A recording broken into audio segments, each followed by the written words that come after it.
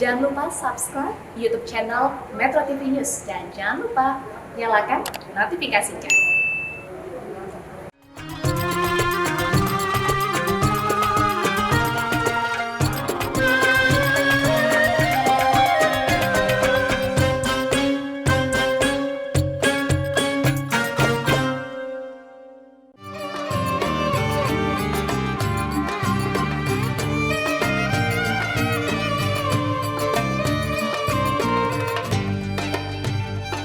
Alhamdulillah, hari ini saya sudah sampai di Masjid Istiqlal, Masjid Kebanggaan Bangsa Indonesia dan juga Masjid Kebanggaan Umat Islam Indonesia. Hari ini saya selain mau lihat nuansa baru The New Istiqlal, saya juga sudah janjian dengan Imam Besar Masjid Istiqlal, Profesor Dr. Nazaruddin Umar dan juga Kiai Haji Khalil Nafis untuk ngobrol-ngobrol tentang toxic people. Apa itu? Jangan kemana-mana ya, yuk. Kita ngobrolin lebih dalam sama kedua orang guru-guru kita. Tentunya hanya di sini di Khazanah Islam bersama dengan Imam Besar Masjid Istiqlal Profesor Dr. Nazaruddin Umar.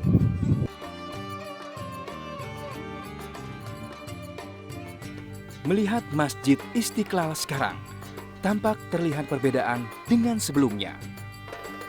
Kini tak tampak lagi keramaian para pedagang kaki lima serta pedagang minuman dan makanan di seputar halaman Masjid Istiqlal.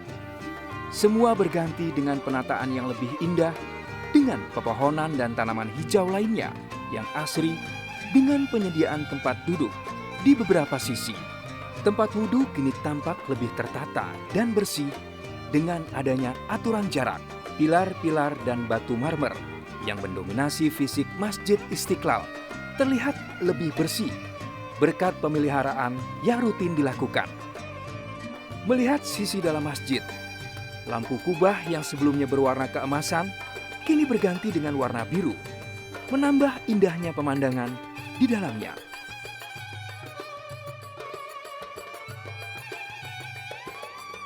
Jadi begitu Prof, ini bicara mengenai orang-orang toksik Prof, lagi happening. Anak-anak muda itu bahkan mungkin kalau lihat di media sosial, toxic people itu termasuk urutan yang paling tinggi. Oh ya? Orang yang setiap dia ada di sekitar kita jadi nggak pernah nyaman. Terus kedua, selalu merasa diri paling luar biasa. Yang lainnya enggak. Dan yang lebih parahnya lagi dia nggak pernah merasa dirinya toksik. Tapi izin Prof, saya buka dulu acara hari ini ya. Baik, bismillahirrahmanirrahim. Assalamualaikum warahmatullahi wabarakatuh. Waalaikumsalam. Alhamdulillahirrahmanirrahim. Kita bersilaturahim lagi dalam program Khazanah Islam bersama dengan Imam Besar Masjid Istiqlal Profesor Dr. Nazaruddin Umar. Dan alhamdulillah kali ini kita berada langsung di Masjid Istiqlal Jakarta, masjid yang didirikan sejak tahun 1961 dan ini adalah salah satu masjid kebanggaan umat Islam Indonesia. Dan alhamdulillah juga pada kesempatan kali ini tidak hanya hadir bersama kita Imam Besar Masjid Istiqlal, juga hadir bersama kita Kiai Haji Khalil Nafis. Assalamualaikum warahmatullahi wabarakatuh. Waalaikumsalam. Alhamdulillah. Prof, kita bicara mengenai manusia toksik. Lagi coba nyari-nyari kalau di dalam Islam ini karakter manusia seperti ini kan nggak sadar ya dia itu toksik. Nah kira-kira Prof, ada nggak hal-hal yang bisa membuat setidaknya kita gimana caranya supaya kita sadar bahwa diri kita itu toksik atau tidak? Ya. Silakan. Baik, bismillahirrahmanirrahim. Assalamualaikum warahmatullahi wabarakatuh. Waalaikumsalam warahmatullahi wabarakatuh. Alhamdulillah wa syukrillah wa salatu wassalamu ala rasulillah Sayyidina Habibina Muhammadin sallallahu alaihi wasallam. Tentu yang saya hormati di sini adinda saya ya dari segi umur tapi senior dari segi ilmu. Masya Allah, salah seorang kebanggaan kita di MUI, Pak Dr. Kiai Khalil Nafis. Dan insya Allah hari ini kita akan membahas sesuatu yang sangat baru ya. Ini bahasa prokem ini sebetulnya. Bahasa populer. Setiap generasi itu kan punya bahasa trennya sendiri. Nah, saya tadinya toksik itu apa ya? Saya hanya buka di kamus-kamus. Ternyata toksik itu dalam bahasa Inggris itu adalah racun. Dan di kedokteran itu kan ada detoksifikasi. Jadi bagaimana caranya melumpuhkan racun itu dengan cara ada melakukan detoksin, Detoksifikasi. misalnya seorang digigit ular keracunan kan, maka kita harus melakukan antibodinya, mendeteksi, mematikan racun ular itu. Nah, kalau dibawa kepada bahasa pergaulan sehari-hari, ya ada orang yang toksin itu artinya begini, orang itu penuh dengan energi negatif ya kan.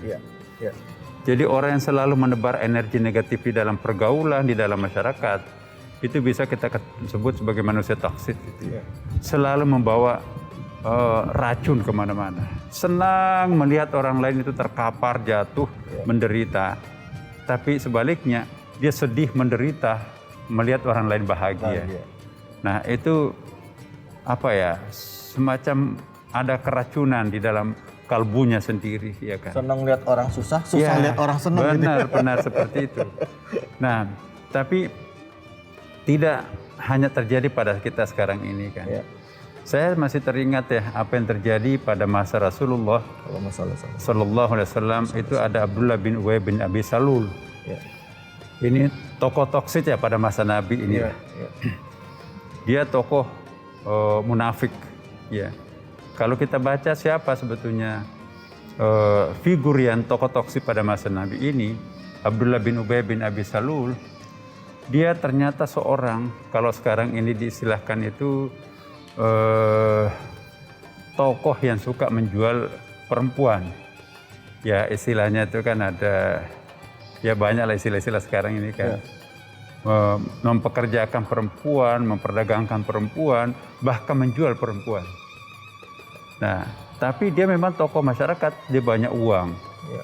Supaya nanti loyalitasnya itu tinggi, dia membangun suatu masjid namanya Masjid Dirar yang agak di pinggir, agak selatan kota Mekah pada waktu itu ya. Saya nggak tahu selatan sebelah mananya ya. Nah, ketika ia membangun masjid itu dengan harapan bahwa masa lampaunya yang mungkin banyak dicemuh oleh masyarakat ya. Karena seringkali menjadi sumber keonaran. Ya, keluarga Hawadits lah artinya. Di mana dia berada di situ ada masalah. Tapi pintar cari muka kepada Nabi pun juga, ya pintar cari muka. Bahkan ketika ia wafat pun, ya itu juga Nabi minta disolati, ya kan. Nah, Umar pada waktu itu kenapa kita harus sholat terhadap orang yang seperti ini ya Rasulullah? Itu panjang ceritanya ya. Sampai seperti itu pun juga masyarakat sahabat itu terbelah. Ada yang ingin sholati, ada yang enggak. Nah karena itu apa yang terjadi pada diri seorang Abdullah bin Ubay bin Abi Salul ini, di mana-mana dia selalu bermulut manis di satu kelompok, tapi toksik pada sisi yang lain. Nah karena itu, mari kita kembali melihat apa yang dibawa oleh Abdullah bin Ubay bin Salul dulu yang berhasil memecah belah umat pada waktu itu. Dia memprovokasi supaya kita hantam dengan peperangan gitu. Kita harus turun tangan. Tapi giliran akan turun, dia minta izin kepada Rasulullah, saya sakit nggak bisa ikut perang. Atau kalau dia ikut perang, dia paling di belakang tuh kan. Padahal dia memprovokasi orang, ayo kita serbu. Nah itulah tipikal orang munafik itu. Dia selalu menghindari resiko, tapi dia selalu membuat resiko. Ya kan? Dia selalu memprovokasi orang untuk timbul sesuatu yang bisa menjadikan dirinya tuh menjadi sentral, ya kan. Tapi begitu ada dampaknya dia cuci tangan gitu kan. Nah saya kok melihat bahwa kalau yang dimaksudkan toksik itu orang yang suka menebarkan energi negatif kepada orang lain sampai terjadi ketidaktenangan masyarakat. Ya saya kira nanti Pak Khalil Nafis insya Allah menguasai ayat-ayat dan hadisnya tentang hal ini karena beliau banyak bergaul dengan masyarakat luas ya. Nah kita nanti persilahkan Adinda nanti akan mengungkapkan kira-kira apa dan bagaimana caranya mengatasi persoalan masyarakat seperti ini. Saya kira dari saya sementara dulu begitu ya. Terima kasih. Baik, Prof. Nah, Kiai tadi kita sudah mendengarkan dari Profesor mengatakan bahwa ini adalah karakternya sudah ada di zaman Rasulullah. Nah, zaman sekarang ini karakternya kadangkala memang ada wujud orangnya, kadangkala ada anonymous. Dia cuma menyebarkan berita aja pakai fake account dan lain sebagainya. Tapi yang paling sering kita rasakan saat ini adalah karakter seperti ini mengganggu. toxic people ini mengganggu. Kadang-kadang kita lebih baik, saya nggak mau deket-deket sama orang-orang seperti itu. Salah nggak sih kalau saya nggak mau deket-deket sama orang seperti itu? Oke, tapi nanti jawabnya ya. Tapi nanti jawabnya. Kita akan lanjutkan bahasan kita.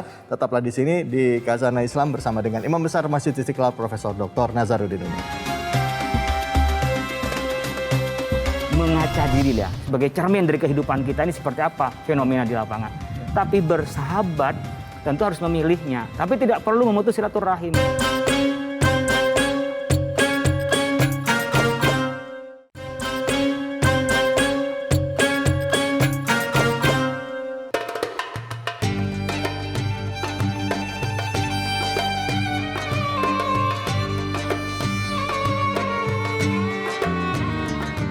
Perasaannya nggak pernah nyaman kalau dekat orang toksik.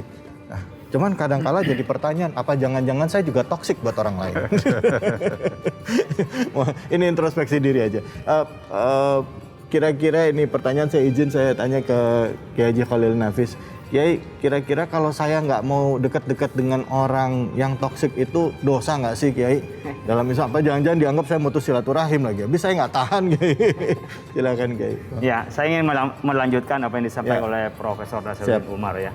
Pak Profesor menyampaikan bagaimana ilustrasi Abdullah bin Salul ya, yang memang orang munafik, dia tidak berbuat baik, itu yang mempengaruhi juga tidak baik sama orang lain, bermanis-manis muka, tapi di belakang dia menikam. Jadi masalah dibikin suasana itu tidak nyaman. Gitu. Nah, sebenarnya hadis Nabi menyampaikan tentang kita memilih teman ya, bukan kenalan. Apalagi memilih sahabat. Memilih sahabat itu perlu memilih. Jadi memang kita kenal nggak usah dibatas-batasi. Silaturahim tidak perlu dibatas-batasi dengan siapapun. Tetapi untuk menjadi sahabat yang menjadi mitra kita itu kita harus memilih. Nabi mengumpamakan masalul jalisis soleh wasu'i kama salil miski wa nafikhil kiri. Jadi orang yang berteman dengan orang baik dan berteman dengan orang buruk lah, sama orang buruk, itu seperti halnya kita ini dekat orang yang jual minyak wangi, misik, nah orang Arab nyebutnya, dengan orang yang berteman tukang las besi. Jadi Anda kalau berteman dengan orang yang penjual misik, Anda bisa beli, alhamdulillah Anda bisa pakai. Karena memang aksesoris kebanggaan pergaulan kita itu kalau kita pakai parfum kan, maka harga parfum bisa mahal-mahal itu ya, dengan aroma yang berbeda-beda. Kalau kita bisa beli, kita bisa pakai. Tapi nggak bisa beli pun aromanya nyaman dekat orang jual parfum. Tapi coba kita dekat tukang las. Kalau toh kita tidak terkena umpamanya percikan apinya, mungkin kita bisa kebakar ya kulit kita atau baju kita. Baunya saja sudah nggak sedap. Oleh karena itu kita harus pandai-pandai mendekati siapa, bersahabat dengan siapa. Ini harus kita sekarang memilih. Apalagi sekarang makanya ketika kita masuk pada media sosial. Ketika masuk di media sosial, maka kita harus pandai-pandai memanfaatkan waktu. Wa'arid anil jahilin. Kita jangan terlalu menghiraukan orang-orang jahil. Dengan pola yang memang sengaja dia dipakai untuk melakukan pengaruh. Ya, influencer ya ke yang lain itu dibikin namanya followernya sekian banyak, viewernya sekian banyak, mungkin ya dengan tekniknya dia apakah beneran atau dengan tipu-tipu, tapi dia sudah menyebarkan yang buruk. Oleh karena itu kita sebenarnya ketika meninggalkan orang yang buruk itu, tentu kita bukan berarti mutus silaturahim. Ketika ada para sahabat mamanya saat itu ada orang-orang yang ngomong ghibah sana kemari, kalau kita nggak mampu menyetop dia ghibah, kita tinggalkan. Jangan sampai kita ini larut di dalamnya dan bersama dengan mereka, apalagi kita merasa ridho dengan perilaku yang salah itu. Karena kita mudah sekali ya dipengaruhi dan mempengaruhi orang lain. Tergantung pada cara kita interaksi. Jadi orang kalau ingin mengetahui tentang karakter seseorang, lihat temannya. Ya, innal mar'ah ala dini khalilih. Seseorang itu tergantung pada apa perilaku dan keyakinannya dan tindakannya temannya. Karena dia pasti tindak lakunya ada sama dengan temannya atau mirip dengan temannya. Tidak mungkin kita berteman, bersahabat dengan seorang yang kontradiktif dengan perilaku kita. Yang kontradiktif dengan kehidupan kita. Falyandur ila man yukhalil. Lihat, kalau kita ngelihat orang baik atau buruk, lihat dia jaringannya ke siapa saja. Temannya siapa saja. Kalau sekarang kita buka di media sosial, kira-kira yang berteman di media sosial itu siapa saja. Nah itu bisa menjadi indikasi tentang seseorang itu bahwa dia memang disenangi siapa. Kalau umpamanya Profesor Nasaruddin Umar punya media sosial, pengikut media sosial pasti orang yang senang ngaji, pasti orang yang baik gitu loh. Jadi di situ bisa ketahuan bahwa ini memang orang baik. Jadi sekarang kita bisa mudah mengidentifikasi, berkenal, mengetahui, silahkan sebagai bagian dari kita mengaca diri ya, sebagai cermin dari kehidupan kita ini seperti apa fenomena di lapangan. Tapi bersahabat tentu harus memilihnya. Tapi tidak perlu memutus silaturahim, kenal, nyapa, is okay, tapi jangan yujalis. Kita menjadi orang yang selalu bersama dengannya dan kita menjadi akrab dengannya karena kita akan terpengaruh. Dan biasanya penyakit hati itu dirinya nggak merasa. Betul. Orang lain yang merasakan. Beda dengan penyakit fisik. Penyakit fisik itu dirinya yang merasakan, orang lain nggak tahu kalau dia sakit. Kok kelihatan enak-enak aja gitu. Dia merasa benar terus. Ya itu dia. Gitu. Pokoknya yang lain salah, dia aja yang benar gitu. Nah, Kiai, apakah ini, saya kembali lagi ke Profesor Prof, apakah ini bisa dikatakan termasuk orang-orang yang kena penyakit hati gitu kan? Kalau kita lihat ada kitab ahli Yaulumuddin, Imam Ghazali, apakah termasuk itu, Prof? Kira-kira, Prof? Di dalam Al-Quran itu ada dua istilah. Iya, Prof. Fi qulubihim maradun. Ada penyakit dalam hatinya. Tapi ada lagi yang paling fatal itu, khatamallahu ala qulubihim. Allah mengunci pintu hatinya. Ya, jadi itu naudzubillah min dzalik. Nah, kalau kita melakukan pembiaran toksin ini tanpa ada detoksifikasi diri ya, tanpa ada taubat, tanpa ada istighfar, tanpa ada upaya untuk menyadarkan diri kita sendiri dengan cara kita masing-masing ya kan. Maka kita nanti akan su'ul khatimah. Padahal doa kita kan kita ingin minta supaya husnul khatimah ya kan. Jadi pada para pemirsa dimanapun juga berada, ya mari kita mencoba untuk bermuhasabah, mengintrospeksi diri kita sendiri, jangan sampai kita menjadi bagian daripada toksin itu sendiri. Menarik sekali apa yang disampaikan Adinda tadi ya, bahwa benar, ya persis seperti yang disampaikan Ibnu Athaillah ya, bahwa jika kalian ingin tahu alamatnya nanti di akhirat itu, lihat siapa sahabatnya sekarang. Di sana kan cuma 2 tempat, kalau bukan surga neraka. Jadi kalau kita bersahabat dengan para arifin, para alimin, para salihin, berarti kita akan sealamat dengan mereka. Alamatnya orang seperti ini nanti di sana kan di surga kan. Tapi kalau kita bersahabat dengan orang tukang dosa, para preman, ya kita akan satu kompleks di tempatnya nanti di akhirat. Tempat orang seperti itu di mana kan bisa kita tebak. Jadi kita sesungguhnya bisa tahu alamat kita nanti di akhirat seperti apa. Dengan cara lihat siapa yang menjadi teman kita sekarang ini. Benar. Kalau kita berteman dengan penjual parfum, minimal cobai gitu kan, harum kita. Nah, jadi saya kira itu yang sangat penting. Dan untuk poin yang berikutnya, masyarakat kita kan sekarang ini sudah menjadi semakin global ya kan. The world is flat sekarang ini. Bumi makin datar, bukan lagi makin kecil. Ya, jadi intensitas dosa itu sekarang ini bisa lebih intensif juga kan. Kalau kita dulu berbuat dosa itu hanya jangkauannya sejauh voice ini yang bisa dijangkau kan. Tapi sekarang ini melalui satelit. Jadi penyebaran dosa bisa melalui satelit. Kalau kemarin itu hanya by voice aja kan. Jadi hati-hati. Jangan sampai intensitas pekerjaan dosa kita itu lebih padat ya daripada kebaikan kita sendiri. Maka itu saya ingatkan satu hadis, man kana yu'minu billahi wal yawmil akhir falyaqul khairan aw liyasmut. Barang siapa yang percaya kepada Allah dan hari kiamatnya, maka katakanlah yang benar atau lebih baik dia. Di dalam Ihya Ulumuddin ada 20 macam bahasa atau bahaya lidah. Masya Allah, Ihya Ulumuddin itu benar-benar mencantumkan secara rinci dengan ayat-ayatnya dan hadis-hadisnya bahaya demi bahaya lidah atau mulut itu. Nah, kalau kita mampu menyelamatkan lidah kita untuk tidak berbicara seperti apa yang dikatakan Imam Ghazali negatif, separuh pintu surga kita dapat. Allah. Dan kalau kita mengindahkan mulut kita, separuh pintu surga itu sudah masuk di dalam genggaman kita kan. Nah, karena itu mari kita memelihara pertama mulut kita di sini. Jangan sampai kita tidak bisa menghitung berapa orang yang terkapar setiap hari melalui mulut ini kan. Nauzubillah min dzalik. Jadilah pembangkit inspirasi, jangan pembunuh inspirasi. Saya kira itu yang mungkin saya sharekan pada kesempatan ini. Tadi Adinda bagus sekali ya. Mungkin kita minta beliau untuk melanjutkan. Kira-kira luar biasa. Ya, Prof. Prof, izin kita akan bahas lagi ya Prof ya. Ya. Nah, bahasannya nanti ada satu pertanyaan nih yang mungkin bisa oleh Ya. Prof dan juga Kiai juga. Jadi bagaimana cara menghadapi mereka kalau memang karena gini, ada satu mungkin ada orang-orang yang mengalami dia tidak bisa mengelak. Dan setiap bertemu pasti selalu mentalnya down, selalu diintimidasi. Atau enggak karakter orang seperti ini suka memanipulasi, Prof. Manipulasi, jadi merasa apa yang kita lakukan selalu salah. Kita selalu bukan memotivasi malah demotivasi gitu. Merasa jadi tidak pede, tidak percaya diri. Tapi nanti kita bahas lagi ya Prof ya. Kita akan bahas lebih dalam lagi bagaimana menghadapi orang-orang toksik atau orang-orang yang memberikan efek negatif pada kita. Tentunya hanya di sini di Kasana Islam bersama dengan Imam Besar Masjid Istiqlal Profesor Dr. Nazaruddin Umar. Silakan Prof. Saya sangat percaya agama apapun, nilai-nilai budaya luhur apapun selalu mempunyai referensi yang sama.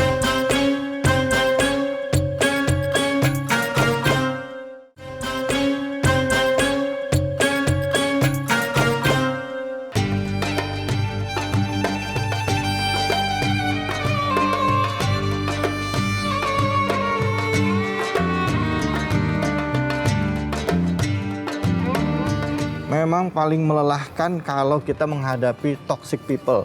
Karena mental kita bukannya kuat, cuman jadinya merasa langsung drop. Tapi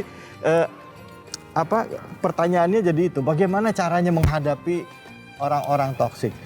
Cuman tadi sebelumnya di belakang layar nih pemirsa, tadi Profesor sempat mengingatkan saya, toksik itu nggak cuma orang. Bener ya Prof ya?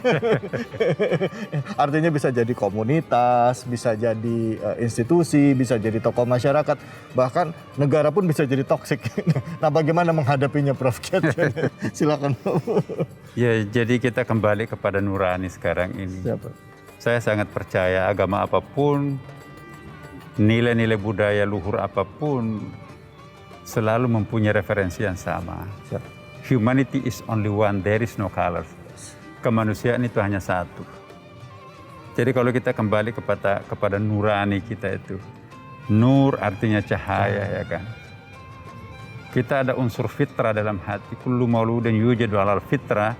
Kita itu berasal dari sesuatu yang sangat fitrah, yang sangat suci. Anak dalam janin itu, janin dalam kandungan ibu itu bersih itu ya. Nggak usah tanya agamanya. Dia bisa berdialog langsung dengan Allah.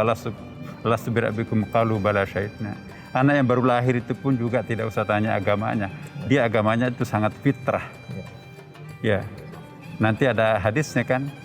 Fa abawahu ayyuhawidanihi ayyumajisanihi ayyunasranihi. Dan orang tuanya lah nanti yang memberikan cetakan seperti apa anak itu. Apakah menjadi Nasrani, Majusi, Yahudi. Nah, oleh karena itu, kita salah satu tantangan kita sekarang ini, apapun agama kita, mari kita mengajak umat manusia ini, umat kita masing-masing, untuk kembali kepada jati dirinya sendiri. Kembali kepada fitrahnya sendiri. Kalau kita itu masih memiliki hati nurani yang sehat, kita pasti ada semraut di sini kalau kita menjadi toksik. Oh ini kok kayaknya aku nggak beres nih. Ya. Kayaknya aku nggak benar ini. Ya. Kayaknya ada something wrong dalam hati saya. Itu tanda kita itu punya toksik. Ya. Kalau orang berpegang kepada hati nuraninya, dia tahu ada racun dalam diri saya ini. Ini nggak boleh saya keluarkan. Aku harus istighfarkan ini. Ya. Aku harus mencuci dengan salat. Aku harus mencuci dengan sedekah. Aku harus mencuci dengan tadzakur kepada Allah Subhanahu Wa Taala.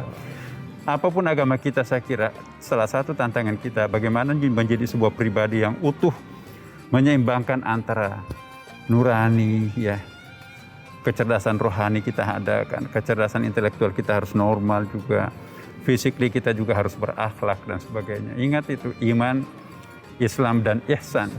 Nah kalau tiga serangkai ini bekerja dalam diri kita sendiri, nah itulah anti toksin sebetulnya. Iman, Islam, dan ihsan itu antitoksinnya ya. Baik, Kiai Khalil, tadi Prof sudah menjelaskan tentang untuk bagaimana kita melakukan introspeksi diri lah dan memperbaiki diri kita supaya bisa mengobati toksin dalam diri kita. Nah, buat orang-orang, kembali ke pertanyaan tadi, buat orang-orang yang di sekitar orang toksin, apa yang harus dilakukan? Tadi Profesor mengulas tentang gimana fitrah sebenarnya adalah deteksi dini terhadap toksin itu. Jadi kalau dia masih aktif dan bagus, dia akan bisa melakukan deteksi dini. Tapi kalau udah lama-lama dia menjadi maradun, wazadallahu maradah. Jadi akan menjadi penyakit. Itu masih bisa diobatin. Tapi tadi sampai oleh Profesor khotamallahu ala qulubihim, kalau udah jadi dicap dia udah distempel habis, udah nggak bisa dirubah. Nah ini kadang-kadang kita menemui itu, ada orang yang masih bisa diobati penyakitnya kembali pada fitrahnya. Tapi ada yang sudah dicap di situ yang sudah paten, udah nggak bisa diapain lagi, ya dia memang kemana-mana bikin masalah. Al-Quran menggaris bawahi kepada kita dengan 3 hal sebenarnya. Khudhil afwa wa'mur bil urfi wa'rid anil jahilin. 3 konsepnya. Pertama, kita harus lapang dada. Jadi kalau kita menghadapi orang yang seperti itu, bisa nggak kita lapang dada? Ini orang perlu diberikan dakwah. Kalau memang tidak, nggak perlu dipaksakan dia untuk ngikutin kita. Kita perkuat diri kita. Jadi kita ini akan terpengaruh oleh orang lain kalau diri kita lemah. Kalau kita kuat, nggak akan bisa mempengaruhi yang lain. Mirip dengan tubuh kita. Suasana begini ini panas apapun kita kuat kalau tubuh kita kuat. Tapi kalau memang tubuh kita sedang drop, lelah, maka mudah kan kita terkena virus sekalipun. Nah, jadi kita pastikan lapang dada, kuat kita. Yang kedua, wa'mur bil urfi. Kita melakukan yang wajar-wajar saja. Jadi kita oleh Allah Subhanahu wa taala diberi tantangan orang yang semacam itu, sudahlah, jangan terlalu dipikirkan oleh kita. Kita ikuti sebagaimana mestinya saja, cari strateginya, cari caranya kalau memang harus bisa dihadapi dia atau bisa mengubah dia. Tapi kalau tidak, ya wa'rid anil jahilin. Udah nggak usah dihiraukan saja, tinggalkan dia. Jadi kita jangan buang-buang waktu, menghilangkan masa-masa produktivitas kita, lalu kita mencorahkan itu karena apa? Sibuk dengan toksik ini. Apalagi sampai kita larut di dalamnya, ghibah pada dia, atau melawan dia dengan ikut mencelakakan dia dengan cara zalim kepada dia. Meskipun dia berbuat zalim, kita nggak perlu melawan dengan zalim. Udah yang paling mudah adalah kita jangan buang-buang waktu. Ada jahilin. Pendidikan yang paling ringan, barangkali yang mudah masuk pada kita dan menjadi masalah dalam kehidupan kita. Anak kecil ketika jalan dia jatuh, kesandung, ya disalahkan apa? Batunya. Batunya. Akhirnya apa? Anak-anak itu membiasakan kalau ada apa-apa bukan introspeksi diri, bukan muhasabah, hati-hati ya. Kakinya itu kalau ada batu biar nggak kesandung. Tidak, tapi malah batunya disalahkan. Ini sebenarnya ringan, sederhana, tetapi banyak sekali itu menjadi kepribadian. Apapun yang terjadi di tengah-tengah kita itu cenderung menyalahkan orang lain daripada memperkuat diri sendiri dan memperbaiki diri sendiri. Bahkan mungkin hidupnya lebih senang mencari kesalahan orang lain daripada kesalahan diri sendiri. Tadi kalau kita bicara Kiai, orang yang jauh dari kita. Nah, Prof, bagaimana nih kalau bicaranya lingkungan terdekat nih, keluarga, Prof, yang kita nggak mungkin menghindar. Misalnya masih tinggal satu rumah dengan orang tua, dengan adik, dengan kakak. Ini agak sulit ini, Prof. Bagaimana menghadapinya, Prof? Ya, itu kan sebetulnya bisa menular. Ya, sesuatu yang buruk itu bisa terwarisi. Ya. Maka itu kita sebagai orang tua jangan mewarisi toksin terhadap anak-anak. Ya, memang harus ada pengendalian diri. Apa yang kita lakukan itu nanti akan dicontoh oleh anak-anak kita kan. Dan satu poin yang ingin saya sampaikan pada kesempatan ini, ilmu tentang perkembangan anak, psikologi perkembangan anak itu, kita itu kurang profesional ya mendidik anak. Saya ingin tanpa hendak memuja orang Amerika, enggak sama sekali. Kita juga punya kelebihan banyak kok. Tapi enggak ada salahnya kalau kita mencontoh yang baik dari tempat lain. Ketika dulu kami di sana ya, istri sedang hamil, itu perpustakaan umum itu proaktif. Ini loh buku yang paling bagus digunakan, paling dibaca ini. Jadi apa yang kita lakukan pada saat kita hamil tua, seorang ibu itu referensinya tebal-tebal bukunya, bagus. Nah anaknya lahir, ini loh Bu, perpustakaan bagus sekali bacanya. Bagaimana menata anak yang usia Apa bukunya yang famous? Felix Sage. The first 9 months, the Ya. first 3 months gitu ya Prof. Jadi 0 sampai 1 tahun itu Felix ya. stage. Ya. Orang mencapai kepuasan itu pada saat menyentuh bibirnya ya. Ya. Bibirnya itu menyentuh putih susu ibunya, dia langsung senang, tenang. 3 sampai 5 tahun ini yang sangat penting. Bahkan ditambah 7 tahun, kalau tambah 7 tahun, muru auladakum bisolali sab'in, ya kan? Hadis Nabi itu. Ya. Nah, untuk memperbaiki keluarga ya, menjadi pribadi keluarga yang bagus, itu harus ada ilmunya. Nah, kita bukan by nature ya.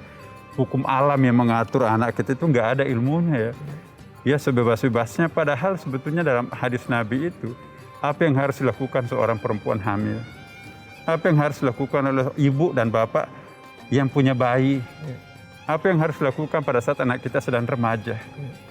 Ada kan tarbiyatul aulad itu kan, ada bukunya, ada hadisnya. Nah ini nggak dipakai di dalam masyarakat kita, terlalu terkontaminasi kita oleh teori-teori quote-unquote itu yang non-islami gitu ya. Pokoknya sangat rasional. Anak ini nanti akan aku cetak menjadi seperti ini. Padahal kita ingin juga anak ini juga ada dimensi batinnya harus melekat juga. Jangan berat sebelah. Intelektualitasnya penuh dijejalin sejak kecil. Bahasanya harus digenjot sehingga anaknya di luar negeri kan masih kecil-kecil. Hanya mukanya mirip orang Indonesia tapi isi kepalanya itu sudah barat ya kan. Jadi jangan salahkan anak kita, kita pun juga memilih pilihan yang keliru. Makanya tuh untuk detoksifikasi masyarakat kita yang sedang bermasalah ini, ya saya kira kita harus introspeksi. Sebagai bapak, sebagai ibu, dan juga sebagai anggota keluarga yang lain. Sebagai ulama kita juga, Pak Kiai ini selalu minta kita, saya ikuti terus Hadinda ya. Perlu ada kurikulum, perlu ada referensi, jangan asal bunyi ketika menyampaikan pesan. Ini beliau ini kita harus salut ya. Anak-anak muda, ulama muda yang berprestasi itu kita harapkan di masa depan bisa fight gitu ya, bisa berhadapan siapapun asal itu prinsip kebenaran, dan itu yang kita perlukan sekarang ini. Ya saya kira nanti dilanjutkan kepada beliaunya. Siap, Prof. Baik, kita akan lanjutkan lagi bahasan kita tentang toxic people atau orang-orang yang memberikan efek negatif di dalam kepribadian kita atau kehidupan kita sehari-hari. Bisa lingkungan, bisa lingkungan pekerjaan, orang sekitar kita, bahkan keluarga. Hanya di sini, di Khazanah Islam bersama dengan Imam Besar Masjid Istiqlal, Profesor Dr. Nazaruddin Umar. Segala sesuatu yang keluar dari lubuk hati yang sangat dalam, itulah nanti yang akan mendarat dalam lubuk hati yang dalam.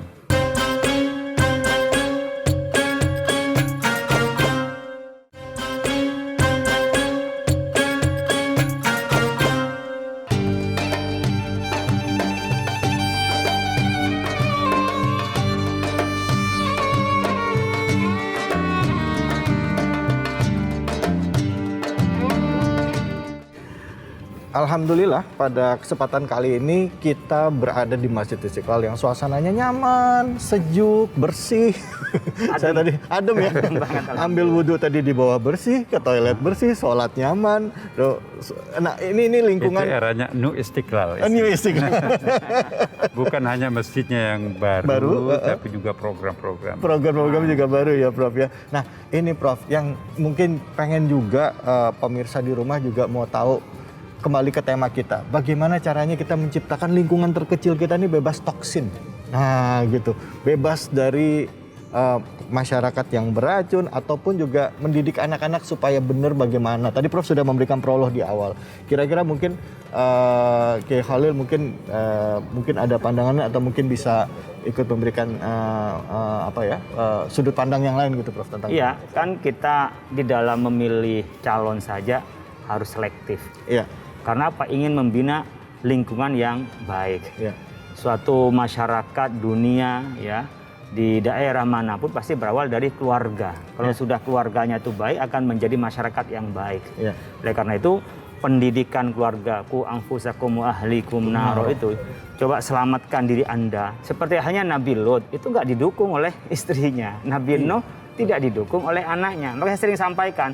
Kalau ada pendakwa, kalau ada tokoh agama, tokoh masyarakat, ternyata kok ada anak atau istrinya tidak seperti pendakwah itu. Oh, iya. Nggak usah ditanya, ngapain kita dakwah keluar? Wong anak istrinya juga belum bisa didakwain. Banyak yang ngomong gitu. Nah, Ada itu yang kayak gitu. nggak usah menjadi patokan, karena hidayah itu dari Allah, bukan kita yang beri hidayah. Allah. Tapi yang paling penting adalah ketika kita berdakwah, pendakwah itulah yang harus mengamalkan. Soal keluarga terdekat tidak bisa mengikuti atau tidak bisa menerima seperti Kan'an ke Nabi Nuh, itu bukan urusan kita. Innaka la tahdi man ahbabta walakin Allah yahdi man yasha. Jadi Allah yang memberikan hidayah kepada kita, bukan kita yang beri hidayah. Kita hanya menyampaikan. Oleh karena itu, kalau kita ingin membentuk lingkungan yang baik, mulai dari kita yang baik. Kemudian kita cari pasangan yang baik. Kalau udah ikhtiar, ini udah kita lakukan. Kemudian pendidikan tadi dari mulai kita dalam hamil, kita didik anak kita dengan makanan yang halal, dengan kita berdoa kepada Allah, baca Al-Quran, baca sholawat, istighfar. Kok ternyata dari keluarga itu kok masih toksik juga? Ya. Kembalikan kepada Allah. Mungkin ini ujian dari Allah Subhanahu wa Ta'ala, memperbanyak kita itu kembali kepada Allah, karena kita tidak bisa menguasai untuk memberi hidayah, tidak bisa menguasai untuk menjadikan orang itu benar, tapi kita hanya bisa mengajak pada mereka. Innama antal balau, Anda hanya menyampaikan saja. Soal dia terketuk hatinya, kesadarannya, itu urusan Allah. Mungkin mirip dari kita semua, dulu masih muda, sering orang tua ngingatin ini dan itu. Termasuk hati-hati ini dan itu. Kita cuek saja. Iya, betul. Iyanya Kita tahu, kenceng lagi. kadang kita nggak sadar kan. Anak muda begitu. Iya, udah. Setelah jadi orang tua sendiri. Astagfirullahaladzim. Nah, saya dulu ketika kuliah, orang tua mesen ini, mesen itu, kayak udah lewat aja kan. Kayak kita sudah kuliah bisa jaga diri sendiri. Sekarang saya jadi orang tua sendiri, ngelihat anak kuliah, itu beda. Iya ya, dia nggak merasakan saat itu bagaimana yang dirasakan oleh orang tua. Baru Allah memberikan kesadaran itu setelah kita kadang-kadang mengalaminya. Ya. Kalau kita ternyata bisa merasakan sebelum mengalaminya, itulah rahmat dari Allah Subhanahu wa Ta'ala, sehingga kita bisa mengantisipasi dari jauh-jauh waktunya. Oleh karena itu, kita hanya bisa berusaha kembalikan kepada Allah, tetapi jangan sampai kita mengembalikan kepada Allah tanpa ada upaya dari manusia itu. Insya Allah. Jadi kita tugasnya adalah menyampaikan dan mendidik anak-anak kita, tapi hasil akhirnya Kembali kepada kembali Allah. pada Allah. Gitu ya, Prof ya. Gimana, Iya, Prof? tapi benar sekali apa yang disampaikan. Iya, Prof. Cuman ada satu sedikit penekanannya ya, bahwa dalam menyampaikan pesan kepada siapapun, apalagi anak kita, saya ingat kitab mahfudat kita di pondok pesantren ya, bahwa kullu ma kharaja minal qalb waqa'a fil qalb. Segala sesuatu yang keluar dari lubuk hati yang sangat dalam, itulah nanti yang akan mendarat dalam lubuk hati yang dalam. Jadi kalau kita memberi anak itu nasihat, spontanitas, tanpa pernah mencemplungkan, melakukan proses pembatinan materi nasihat itu, masuk telinga kanan, keluar telinga kiri. Anak kita itu nilai agamanya itu A+ cum laude, tapi makin pintar makin kurang ajar. Nah itu kan terjadi ya, berarti ada sesuatu yang tidak bekerja di dalam level kemanusiaan anak kita itu. Tidak seutuhnya kita mendidik anak. Kita mendidik akalnya, kita mendidik fisiknya, sakit sedikit ke dokter, mendidik akalnya sampai ke luar negeri, ya kan. Tapi rohaninya nggak pernah diperhatikan. Nah karena itu, saya kira segitiga ini perlu mendapatkan perhatian yang serius, seimbang gitu kan.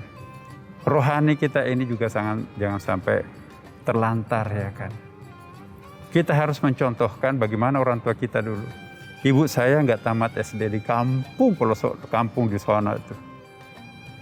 Tapi apa yang disampaikan kepada saya mengalahkan profesor-profesor saya di luar negeri ya kan. Kenapa? Dia mengatakan apa yang dia rasakan dan dia merasakan apa yang dia katakan. Kita kan susah itu kan. Kita spontanitas. Akibatnya nggak mendarat di sini, hanya di sini. Yang kita inginkan adalah bagaimana itu tembus tuh. Ya, bagaimana menyalakan lentera hati anak kita itu kan. Sehingga kita pun tidak ada, tapi lenteranya tetap nyala gitu kan. Nah, ini yang kita perlu. Bagaimana supaya ke depan ya masyarakat kita, terutama Indonesia yang bangsa beradab dan religius ini, kita tidak boleh menjadi copy paste daripada negara-negara yang memang tidak punya referensi batin yang kuat ya kan. Nah, saya ingin mengingatkan kepada kita semuanya. Budaya ketimuran, religiusitas kita sebagai bangsa Indonesia ini, kita nggak boleh kehilangan itu. Ya, insya Allah kita juga tidak boleh minder kalau mempertahankan tradisi kebudayaan kita. Kearifan lokal kita dipacu dengan agama, adat bersendi syarak bersendi kitabullah. Itu adalah modal dasar kita yang kita harus pegang. Dunia akhirat pasti kita akan selamat, insya Allah. Terima kasih. Baik, Prof, kalau berarti tadi dikatakan bahwa selama ini kebanyakan pendidikan di sekolah lebih banyak melatih kognitif, lebih banyak melatih orang-orang penghafal, orang-orang yang mengerti logika. Tetapi secara kolbi masih kosong. Tapi ada juga yang menjawab gini, kan anak saya udah saya ajarin sholat. Bukannya sholat itu mencegah perbuatan keji dan mungkar. Apakah cukup hanya sampai situ saja? Saya udah banyak kan nih, ini masalah yang sering saya hadapi gitu Prof di sekitar. Saya udah ngajarin ngaji, saya ajarin sholat anak saya, tapi masih begini. Nah, ada yang salahnya di mana Prof? Itu Pak Nafis yang jawab. Maaf ya Pengasuhannya. Nah itu dia, ini biar pada dapat. Saya nusin dari Prof Nazar. Jadi bagaimana hatinya yang berangkat dari hati. Makanya kalau Rasulullah SAW tentu menyampaikan satu, diinternalisasi dulu dengan cara diamalkan. Dari hati. Jadi tidak pernah menyampaikan, memberikan pengajaran tanpa Rasulullah lakukan lebih dulu kebaikan itu. Sehingga tadi merasakan apa yang diucapkan juga menjadi rasa dalam dirinya itu. Nah, orang semua bisa mengajar, tapi belum tentu bisa mengasuh. Makanya kalau di pesantren itu adalah pengajar, ustadz. Tapi pengasuh, dia adalah yang merangkul, yang bisa memberikan tadi isi pada batin anak itu. Sehingga tidak kepada hanya di sini, tapi sudah masuk di sini. Dari pengetahuan menjadi pembiasaan. Baik, alhamdulillah. Terima kasih banyak Profesor Kiai, terima kasih banyak. Prof, kira-kira apa yang bisa kita simpulkan untuk tema kita kali ini, Prof? Silakan. Iya, saya kira kami berdua sepakat ya tadi. Benang merahnya pertama kita harus self control ya kan. Kita harus mau mencermati, mewaspadai diri kita sendiri. Jangan sampai kita hanya bisa melihat orang lain, tapi kita nggak bisa melihat diri sendiri. Ya kan, pepatah mengatakan, ya semut di seberang sungai kelihatan, gajah di pelupuk matanya nggak kelihatan. Itu ciri-ciri toksik. Ya. Yang kedua ya, jangan hanya kita menyelamatkan diri sendiri, tapi ingat keluarga, ingat lingkungan kita, ingat komunitas di mana kita berada. Khairun nasi anfa'uhum linnas. Bagaimana memberikan energi positif kepada orang di sekitar kita untuk mencegah energi negatif itu masuk kepada mereka-mereka semuanya. Kita harus menjadi faktor untuk detoksin. Ya. Dan yang ketiga tentu saya ingin mengajak kepada kita semua, mari kita lebih meningkatkan kualitas ibadah kita. Tidak ada jawaban yang paling tepat kecuali kita lebih khusyuk menjalankan ibadah, lebih ikhlas melakukan amal sosial. Kalau ini kita lakukan, insya Allah langit akan melindungi kita, rahmat muncul dari perut bumi untuk kita semuanya. Ya, insya Allah. Kita optimis lah menjalani kehidupan. Insya Allah. Terima kasih banyak Prof. Kiai Khalil, terima kasih banyak Kiai.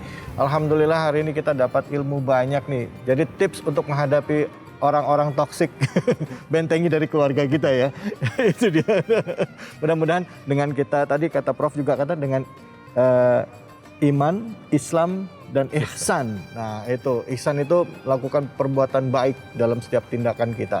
Insya Allah kita akan bisa terlindungi juga dari orang-orang toksik. Kalau nggak kuat tadi apa kata Kiai? Tinggalkan ya? Cuekin aja. Tinggalin aja. Terima kasih banyak atas kebersamaan kita pada kesempatan kali ini. Semoga apa yang disampaikan tadi bermanfaat bagi kita dan bermanfaat dalam hidup kita untuk memperbaiki kualitas diri dan juga kualitas ibadah kita. Sehingga nanti pada saat kita nanti berpulang ke rahmatullah, kita balik dalam keadaan husnul khatimah. Amin ya rabbal alamin. Saya David Halik undur diri. Terima kasih banyak Prof atas ilmunya. Kiai Khalil, terima kasih banyak atas ilmunya. Wabillahi taufiq wal hidayah. Assalamualaikum warahmatullahi wabarakatuh. Terima kasih Prof.